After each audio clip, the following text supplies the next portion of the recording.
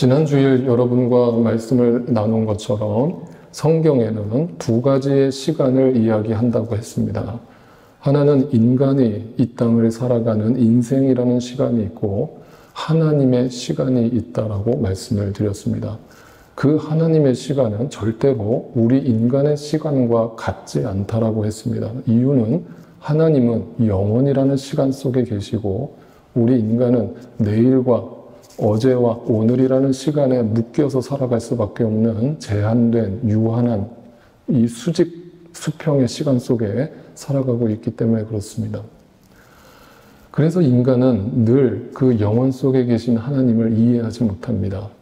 알아들을 수도 없고 그분의 뜻과 방법을 도무지 상상조차 할 수 없습니다. 그래서 지난주 말씀대로 그 영원 속에 계신 하나님이 계획을 갖고 계신데 약속을 품고 계신데 그 계획과 약속을 우리 가운데 이루어내시는데 우리는 거기에 대해서 단 1%도 어떤 노력도 첨가되지 않는다는 사실입니다. 우리는 모릅니다. 하나님의 계획이 무엇인지, 하나님의 시간이 무엇인지 모릅니다. 무방비 상태입니다. 그래서 우리는 그냥 넋놓고 있는 겁니다. 그 넋놓고 있는 게 뭐냐면 오늘이라는 시간에 붙잡혀서 절망하고 후회하고 한숨 쉬면서 욕심부리면서 살아가는 겁니다. 그런데 그 영원 속에 계신 하나님이 우리를 긍휼히 여기시사 불쌍히 여기시사 우리를 이 유한한 시간 속에 놔두지 않으시고 이 유한한 시간 속에 들어오셔서 하나님의 시간을 허락하십니다. 그것이 갈라디아서에서 이렇게 표현했습니다. 때가 참에, 기한이 참에, 하나님의 시간이 오매. 그래서 여러분, 제가 여러분과 종종 말씀을 나누면서 이런 얘기를 많이 드립니다. 성도님, 지금은 불안하시죠? 지금은 내일을 모르시겠죠? 걱정이 많으시죠? 염려가 되시죠? 내일이 두려우시죠? 그런데 하나님의 시간이 있습니다. 하나님의 시간이 반드시 있습니다. 하나님의 시간을 기다리세요. 성경은 인간에게 답이 없다라고 설명하면서 인간의 역사 속에서도 답이 없다고 얘기하면서 하나님의 시간이 답이라고 가르칩니다. 그리고 그 하나님의 시간이 어떻게 우리에게 왔느냐. 지난주 말씀드린 대로 당시 예수님이 태어나시던 그 시대는 로마 제국이 신흥 국가로서 탄생하던 때와 맞물립니다. 로마의 집정관이었던 그 율리어스 시저가 갑자기 암살을 당하자 자신의 양아들이었던 옥타비아누스가 황제, 로마의 초대 황제로 등극하게 됩니다. 그 로마의 황제가 된 옥타비아누스는 자기의 황제 권위를 모든 만방에 선포하기 위해서 호종령을 선포했습니다. 그리고 모든 로마의 시민들은, 로마 제국의 시민들은 자기가 태어난 고향으로 가서 호적 등록을 해야 되는 명령을 부여받았습니다. 그때가 마리아가 임신한 때와 맞물립니다. 그리고 요셉은 지금 마리아와 함께 나사렛이라는 동네에 살고 있었는데 그 호종령이 발표되자 자신의 고향이었던 베들레헴으로 돌아갔는데 그 베들레헴이라는 곳이 우연이 아니라 이미 구약의 수많은 예언자들을 통해서 메시아가 바로 그 베들레헴에 태어날 것이라는 것을 예언했던 것이 이루어진 날이었습니다. 하나님의 시간과 인간의 역사가 톱니바퀴처럼 만나서 때가 찬 것입니다. 그리고 놀랍게도 그 베들레헴이라는 도시의 이름의 뜻은 빵집이라고 그랬습니다. 그리고 예수님은 자기 자신을 생명의 빵이라고 설교하십니다. 우연입니까? 우연 아닙니다. 그렇게 기가 막힌 타이밍 속에 철저하게 여호와 이레로 그날을 예비하시고 때를 허락하신 하나님께서 우리의 생각대로라면 적어도 그 메시아가 왔다 그러면 적어도 호텔방 하나 정도는 예약해 주시는 것이 우리의 인간의 상식입니다. 그런데 그렇게 완벽하게 예수 그리스도의 탄생을 예비해 놓으신 하나님께서 그 로마 제국이라고 하는 이 거대한 제국, 이 어마어마한 부와 권력이 득실거리던 이 제국 속에서 아무도 주목하지 않던 이스라엘이라고 하는 한 변방에 그것도 예루살렘도 아닌 아무도 주목하지 않는 베들레헴이라고 하는 한 작은 마을에 심지어 호텔방 하나 잡아주지 않으시고 동물들이 잠을 자는 외양간에, 그것도 말 밥통에 아기 예수님을 태어나게 하셨습니다. 이해가 안 갑니다. 그 철저하신 하나님께서 완벽하게 계획을 하셨다면 방 하나쯤은 예비해 두셔야 되는 거 아닙니까? 그런데 어떻게 자신의 아들 예수 그리스도를 저렇게 내팽개쳐 버린 듯한 모습으로 태어나게 하실 수가 있습니까? 여러분, 성경을 보실 때 잘 들어보셔야 됩니다. 이것이 하나님의 철저한 계획 속에서, 하나님의 시간 속에서 이루어졌음을 믿으신다면 이 예수님이 외양간의 말 밥통에 태어나신 사건 또한 우연이 아니라는 것도 알게 됩니다. 그렇다면 그 속에 담겨진 메시지는 뭐겠습니까? 심지어 그곳은 외양간이라고는 하지만 우리가 생각하는 것처럼 근데 반듯하게 지어진 어떤 집이 아니었습니다. 당시 베들레헴이라고 하는 도시는 끔찍하게 가난했기 때문에 외양간이라고 하는 것은 전부 동굴을 의미했습니다. 제가 웹사이트에서 예수님의 그 탄생하는 그림을 찾아보려고 애를 썼습니다. 근데 전부 다 찾는 그림마다 반듯한 외양간을 반듯하게 그려놓고 거기에 예수님이 아주 깨끗한 말 구유에 놓여 있는 거예요. 여러분이 크리스마스 카드에서 보는 그림은 다 그와 비슷합니다. 어렵게 그림 하나를 찾았습니다. 당시 2000년 전에 외양간의 모습을 그린 그림입니다. 동굴입니다. 통풍도 되지 않고 창문 하나 나 있지 않은 동물들의 온갖 배설물 냄새와 온갖 더러운 것들이 가득한 그곳에 말 밥통에 아이를 눕힙니다.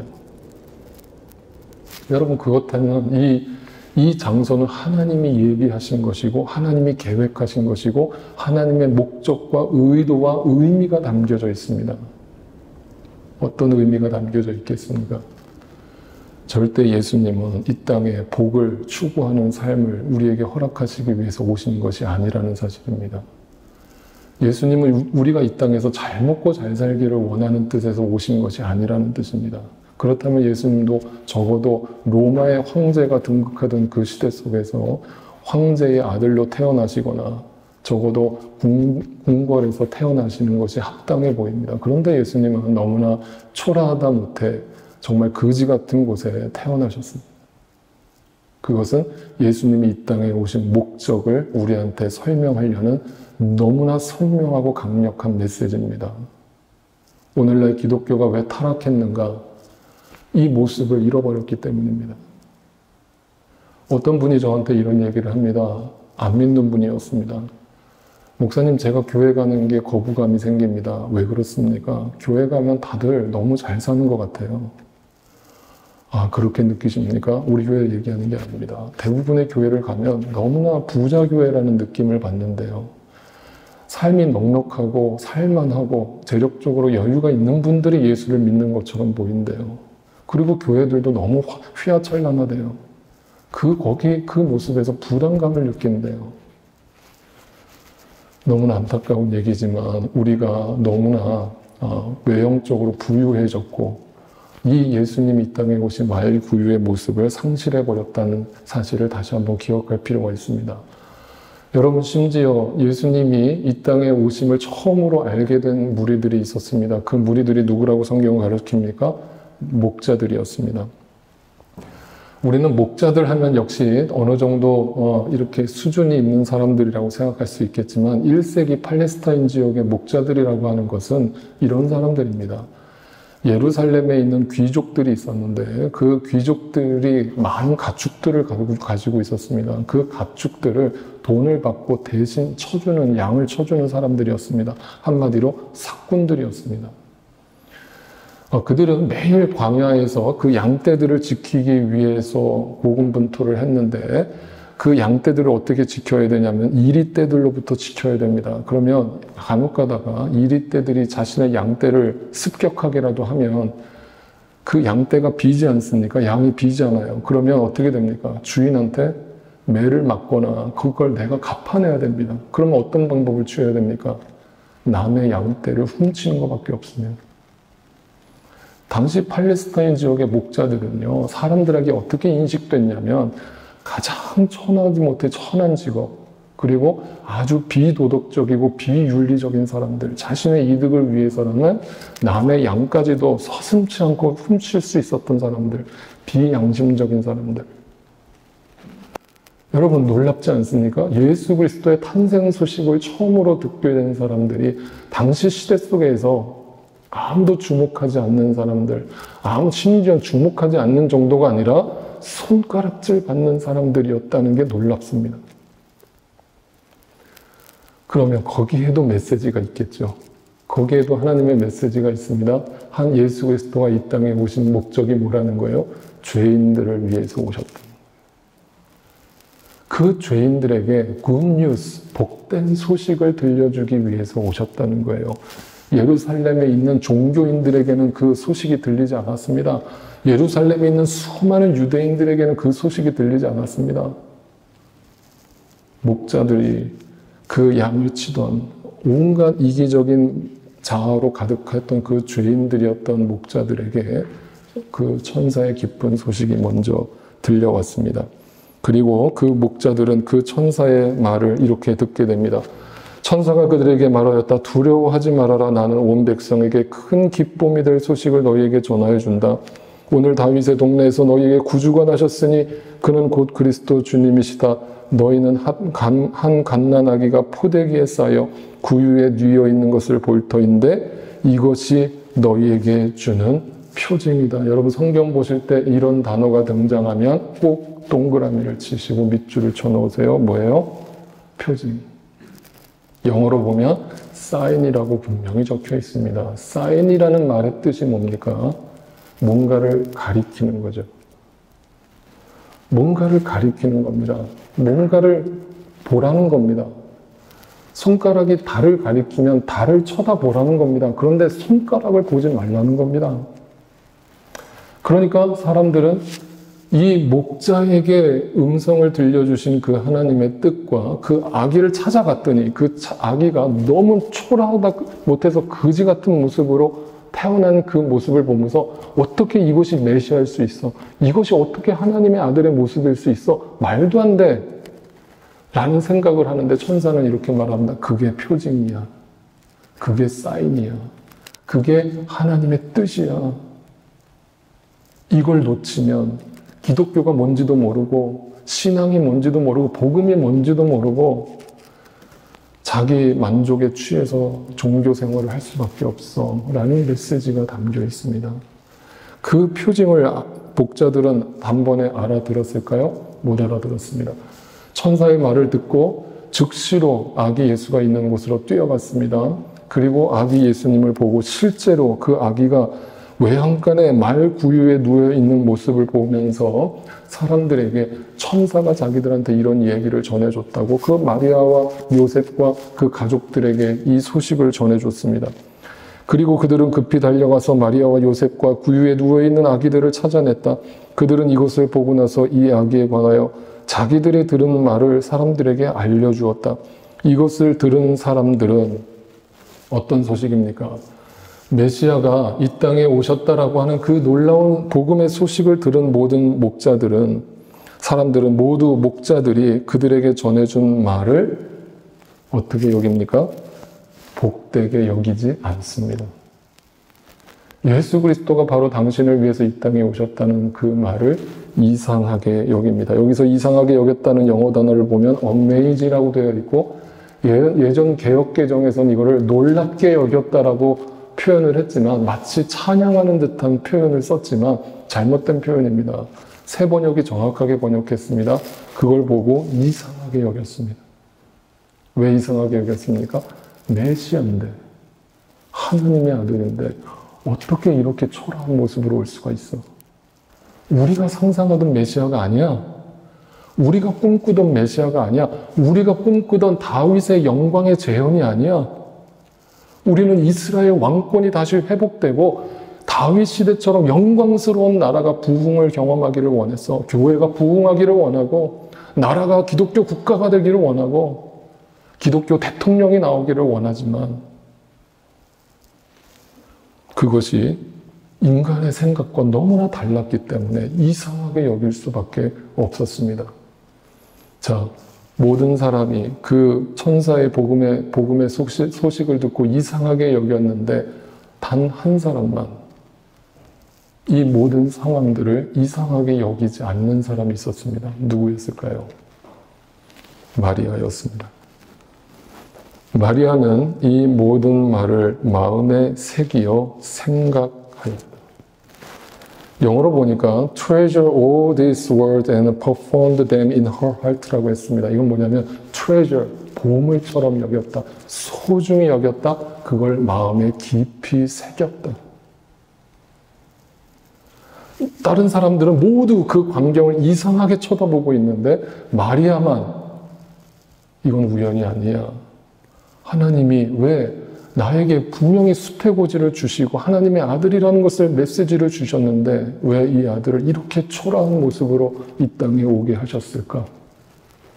이것을 깊이 소중하게 여기고 마음에 새겼다. 마리아의 이런 행동은 이번이 처음이 아닙니다. 어머니로서 마리아는 예수의 커가는 모습을 지켜봤습니다. 이 예수가 하나님의 아들이라는 걸 분명히 알고 있었던 마리아였지만 그 예수가 어떤 행동을 하느냐에 따라서 인간적인 생각으로는 놀랄 수밖에 없었는데 예를 들면 이런 겁니다. 다음 주에 자세히 보겠지만 예수님이 12살이 되던 해에 예수님이 예루살렘에 올라가게 됩니다. 예루살렘에 올라가서 6월절 날 엄마 아빠와 함께 예배를 드립니다. 그리고 다시 고향으로 돌아가던 그 길에 엄마 아빠가 뒤를 돌아보니까 예수가 없어진 겁니다. 그것도 무려 1시간 만에 알게 됐습니다. 많은 무리들과 섞여 있었기 때문에 몰랐습니다. 그리고 나서 예수를 급하게 찾으러 다닙니다. 예루살렘 온 곳을 뒤지러 다닙니다. 아이를 잃어버렸으니 얼마나 놀랬겠습니까? 근데 그 예수님이 어디에서 발견됐습니까? 성전 안에 있습니다. 성전 안에서 무려 4일 동안이나 거기에 있는 모든 율법학자들과 말씀을 펴놓고 논쟁을 벌이고 있습니다. 몇 살짜리가요? 12살짜리가. 범상치 않은 인물이죠. 그러면서 그 예수를 보자마자 마리아와 요셉이 닥달을 합니다. 혼을 냅니다. 너 어디가 있었어? 엄마 아빠가 너 때문에 얼마나 걱정했는 줄 알아? 어떻게 말 한마디 없이 사라지니? 라면서 예수를 막 몰아세웁니다. 그때 소년 예수가 마리아와 요셉에게 뭐라고 합니까? 왜 놀라십니까? 내가 하나님의 집에 있어야 할 것을 알지 못하십니까? 그 말을 들은 어머니는 다시 한번 충격을 받습니다. 그리고 그 말을 예수께서 함께 내려가서 나사렛에 이르러 순종하여 받드시더라. 그 어머니는 이 모든 말을 또 마음에 새겨둡니다. 아, 이 아들은 내 아들이 아니고 하나님이 하시는 일에 보태진 아들이지. 그리고 이 아들을 통해서 하나님이 나에게 주신 그 메시지가 분명하지, 선명하지, 하나님이 이 아들을 통해서 뭔가 일을 하실 것이지, 이것을 마음에 깊이 새깁니다. 여러분, 우리의 신앙생활이 어느 순간 되게 형식적이고 되게 뜨뜻미지근하고 뭔가 개선되지 않는다는 걸 느낄 때가 있습니다. 저는 그때마다 이 말씀을 펴고 읽습니다. 마리아조차도 12살이 되던 소년 예수의 모습을 이해하지 못했습니다. 그의 행동과 말을 이해하지 못했습니다. 그런데 그 말을 무심코 넘기지 않았고 마음에 깊이 새겼습니다. 소중히 여겼습니다. 말씀을 묵상했습니다. 하나님의 뜻이 무엇인지 생각했습니다. 여러분, 진짜 신앙은 생각하는 신앙입니다. 무턱대고 믿는 거 아닙니다. 그거는 가짜입니다. 진짜 신앙은 생각하고 믿는 겁니다. 예수님은 산상수훈 설교에서도 이렇게 말씀하셨죠? 공중에 나는 새를, 들의 백합화를 생각해보라. 세상에 공중에 나는 새를 모르는 사람이 있습니까? 들에 핀 백합화를 모르는 사람이 있습니까? 그런데 생각하지 않으면 그 모든 것들은 아무 의미 없이 지나갑니다. 그것을 깊이 묵상하고 마음에 새겼습니다. 예수님이 이 땅에 왜 오셨는지, 예수님이 무엇을 위해 오셨는지, 어디를 향해 가시는지, 뭘 이루려고 오셨는지를 깊이 상고했습니다. 그 묵상을 통해서 마리아는 그 예수님이 가야 할 길을 혼자서 깨달았고 혼자 그것을 믿음으로 바라볼 수 있었습니다. 그런데 놀라운 사실이 뭔 줄 아십니까? 성경에서 그 하나님의 시간을 아는 사람들은 전부 다 이와 같은 표현들을 서슴지 않고 표현했다는 사실이죠. 예를 들면 대표적인 사도 바울이라는 사람이 있었는데 그 사도 바울이 빌립보서라고 하는 옥중서신에서, 옥중서신이라는 것은 바울이 감옥에 갇혀서 쓴 편지를 뜻합니다.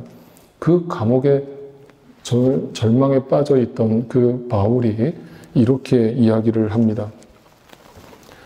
너희 안에 이 마음을 품으라. 곧 그리스도 예수의 마음이. 그리스도 예수의 마음을 품으라 그럽니다. 이 품는다는 말의 뜻이 뭡니까? 생각하라는 겁니다. 예수의 마음을 깊이 묵상하라는 겁니다. 예수님이 왜 오셨는지 생각하라는 겁니다. 생각하고 믿으라는 겁니다. 그러면서 그 예수의 마음을 그 다음 구절부터 바울이 이렇게 설명합니다. 예수는 하나님의 모습을 지니셨으나 하나님과 동등함을 당연하게 생각하지 않으시고 오히려 자기를 비워서 자기를 부인해서 종의 모습을 취하시고 사람과 같이 되셨습니다.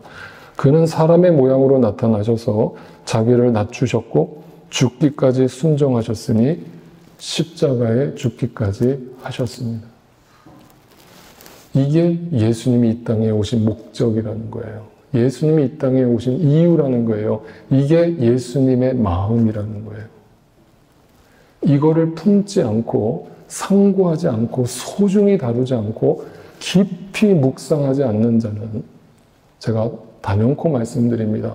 그렇게 교회를 다니시다가는 100% 종교인이 되어버리고 맙니다.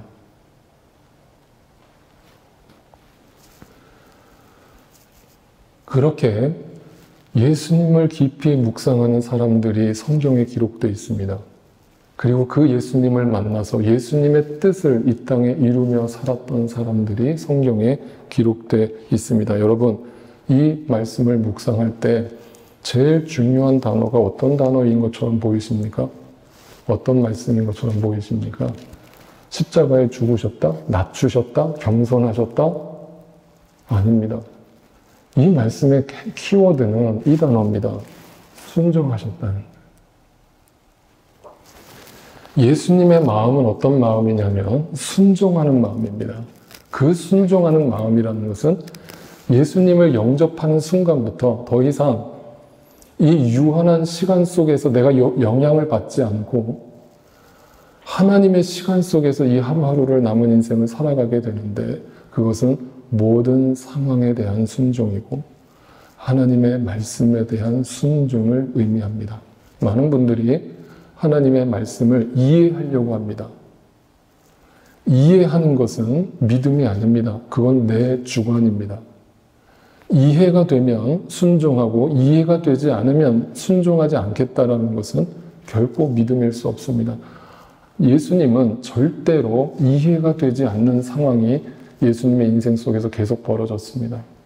그래서 예수님은 겟세마네 동산 십자가에 달리시기 바로 전날 밤에 하나님 앞에 기도를 드리면서 간곡하게 기도했습니다. 하나님, 할 수만 있다면 이 십자가를 내게서 거두어 주세요. 이 잔을 내게서 거두어 주세요. 죽고 싶지 않아요. 도망치고 싶었습니다. 그런데 그 예수의 마음은 뭐냐면 순종입니다. 자기 부인입니다. 자기 십자가를 지고 주님의 뒤를 따르는 삶입니다. 그것이 때로는 용서로 나타나고 때로는 사랑으로 나타나며 때로는 섬김으로 나타나고 누군가에 대한 무조건적인 동정으로 나타납니다. 그것이 예수를 믿는 자들의 삶의 열매입니다. 그런데 예수를 평생 믿었다라고 하는 권사님이 어떤 여전히 누군가를 품지 못하고 누군가를 용서하지 못하고 계시다면 다시 한번 깊이 하나님의 말씀을 상고해 보십시오. 묵상해 보십시오. 예수의 마음을 품으십시오. 예수의 마음을 품을 수 있도록 여러분 안에 계신 성령 하나님께서 여러분을 주장해 주시기를 주님의 이름으로 축원합니다. 그럴 때 우리의 정신이 다시 뜨여지고 하나님의 시간을 보게 되고 하나님의 방법을 보게 되는데 그것은 순종입니다. 순종입니다. 모든 상황에 대한 순종입니다.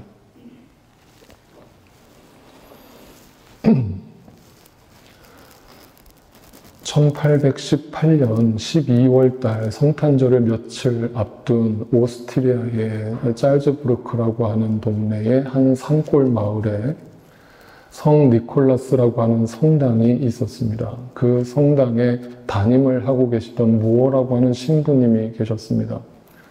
이 신부님은 성탄 미사를 준비하면서 오르간을 보고 있었습니다. 아시다시피 오르간은 성탄 미사에 있어서 굉장히 중요한 도구로 쓰이는 악기입니다. 그런데 바로 성탄절 미사를 며칠 앞두고 오르간이 고장났다는 사실을 신부님이 발견했습니다. 이것은 큰 문제가 발생한 것입니다. 성탄 미사를 제대로 치를 수 없다는 것을 직감하게 된 신부님은 절망하기 시작했고 수리공을 부르는데 며칠이 소요될 것이라는 걸 알았기 때문에 도저히 오르간을 성탄 미사 때 연주할 수 없을 거라는 결론을 내렸습니다. 그래서 절망에 사로잡혀서 자기 사무실에 와서 앉아 있는데 작은 기타가 내 눈에 들어왔습니다. 그리고 신부님 마음속에 이런 생각이 들었습니다.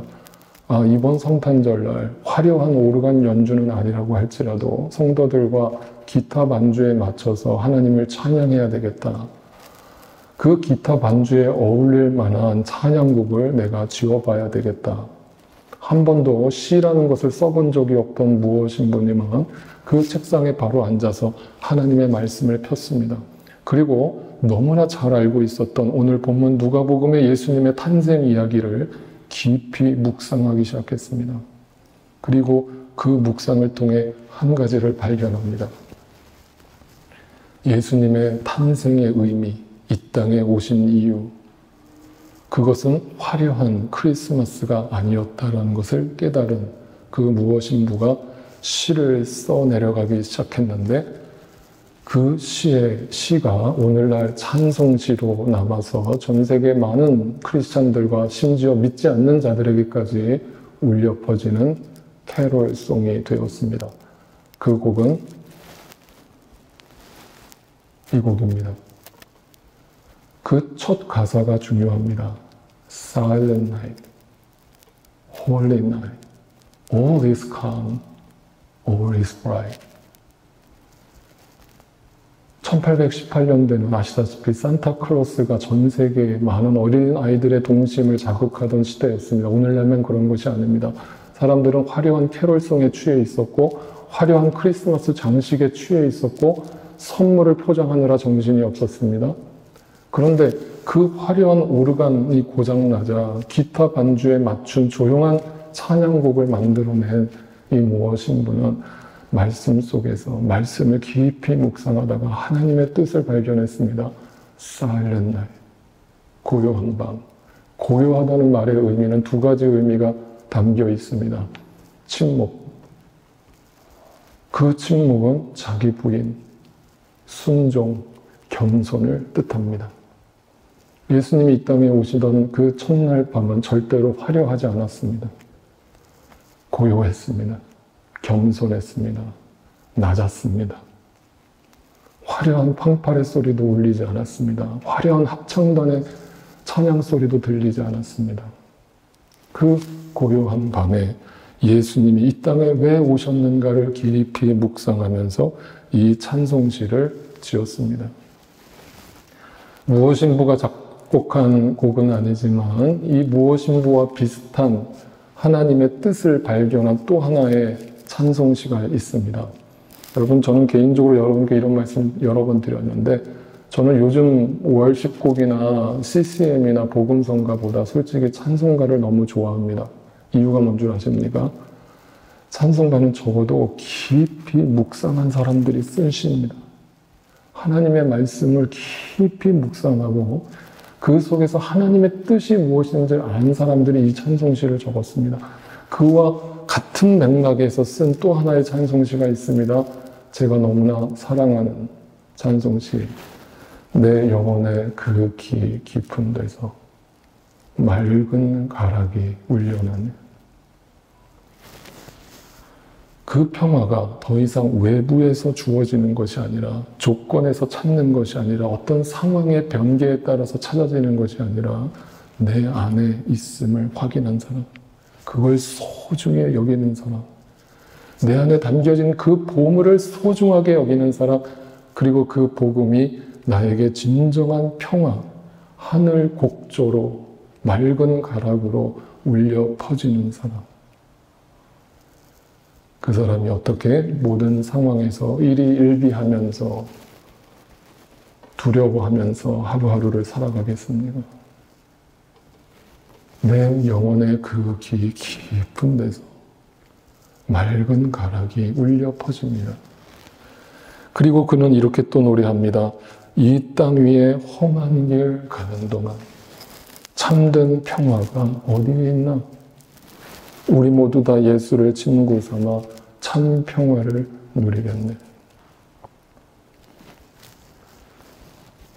여러분, 우리는 2023년 성탄주의를 맞이하고 있습니다. 우리가 살고 있는 이 미국 땅은 그냥 여느 때와 동일한 성탄절이지만 여느 때와 같지 않은 성탄절을 보내고 있는 민족들이 있습니다.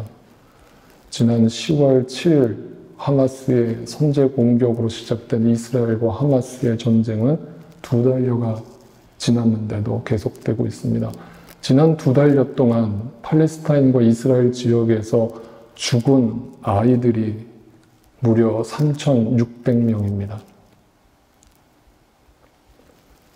우리가 여기서 선물을 포장하고 있는 그동안에 지구 반대편에서는 목숨을 잃어가는 아이를 품에 안고 오열하는 수많은 부모들의 탄성 소리가 그 이스라엘 땅을 휘어 감았습니다.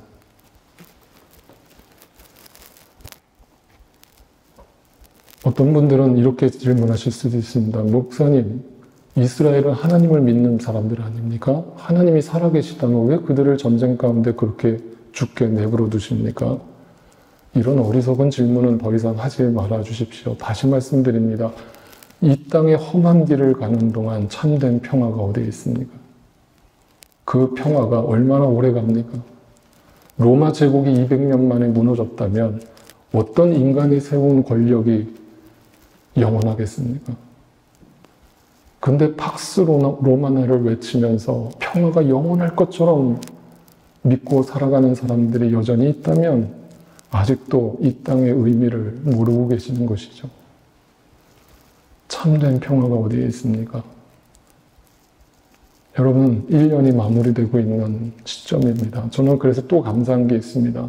성탄절이 그 1년의 끝자락에 있는 것이 또 감사합니다. 성탄절의 의미와 인생의 의미를 동시에 생각해 볼 수 있도록 하나님이 특별히 배려하신 섬세함이라고 저는 생각합니다.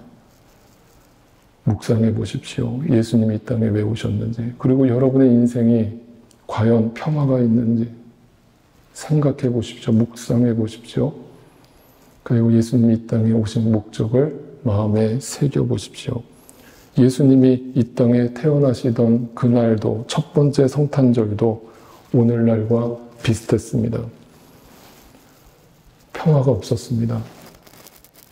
예수님이 이 땅에 오셨다는 소식을 들은 헤롯 대왕은 자신의 권력, 자신의 기득권이 무너질까봐 두려워해서 2살 밑에 모든 사내 아이들을 죽이라는 말도 안 되는 명령을 내리기 시작했습니다.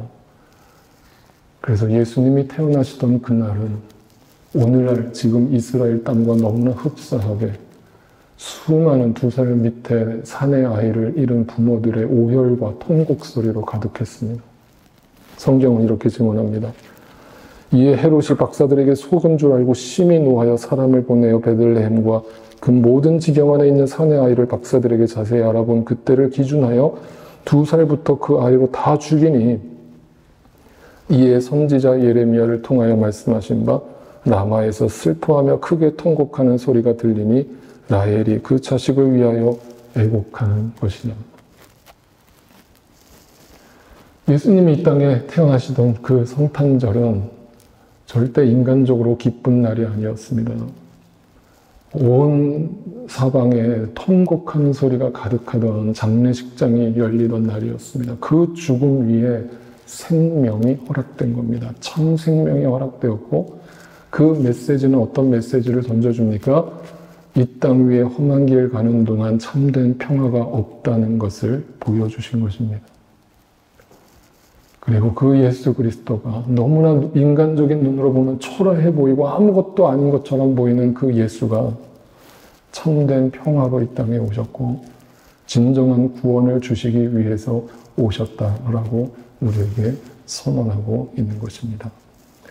이것을 믿는 여러분이라면 여러분이 복된 자이고 여러분이 진정한 성탄의 의미를 알고 살아가시는 분들입니다. 이 성탄의 의미가 다시 한번 여러분 마음속에 깊이 새겨져서 예수의 마음을 품고 더 낮은 곳으로 내려가 자기를 부인하고 자기 십자가를 지고 주님을 따르는 저와 여러분의 삶이 되시기를 주님의 이름으로 축복합니다.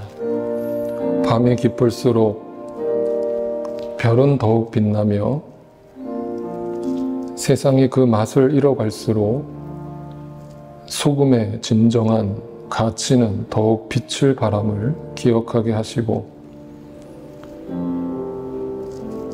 부디 우리 심령의 빛으로 찾아오신 그 주님을 내 마음에 모시고 내 안에 있던 모든 어둠이 물러가고 주님 주시는 새 빛이 주님 주시는 참된 평화가 나의 심령을 온전히 가득 채우게 하옵소서.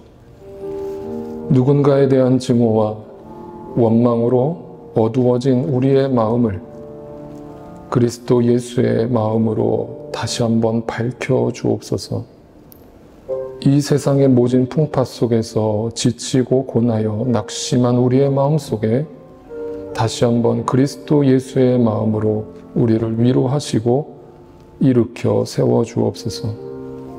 무엇보다 주님의 모든 말씀에 순종할 수 있는 믿음을 허락하여 주시고 그 믿음으로 말미암아 더욱 낮아지고 겸손하여져서 누군가에게 섬김을 받으려 하기보다는 누군가를 섬기는 자리에 있게 하옵소서. 우리 가운데 아직까지도 그 예수님을 마음에 영접하지 못한 지체들을 긍휼히 여겨주시고 부디 그 마음속에 심령 속에 좌정하여 주셔서 참된 믿음과 더불어 주님이 허락하시는 하늘 곡조를 평화를 허락하여 주옵소서.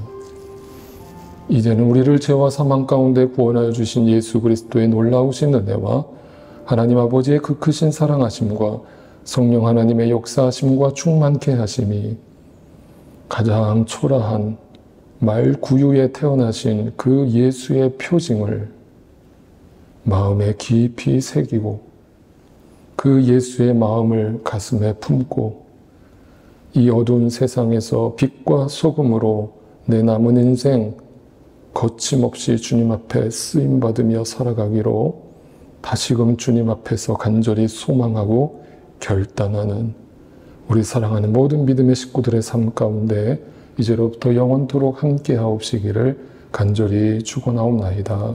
아멘.